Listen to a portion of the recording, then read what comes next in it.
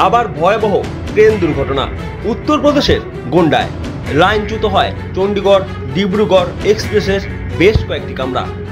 Train দুর্ঘটনাটি ঘটে উত্তরপ্রদেশের গোন্ডা এবং জিলাডির মাঝে অবস্থিত পিকাউড়ায়।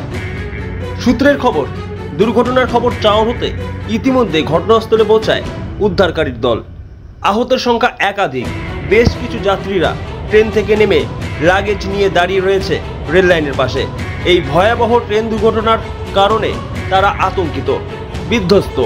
হতাহতের সংখ্যা ঠিক কত স্পষ্ট ভাবে এখনো বলা যাচ্ছে না।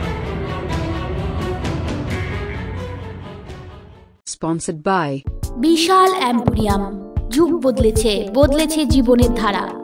তাই নিজের ঘরকে শৌখিনতায় মুড়ে ফেলতে চলে আসুন। Co-sponsored by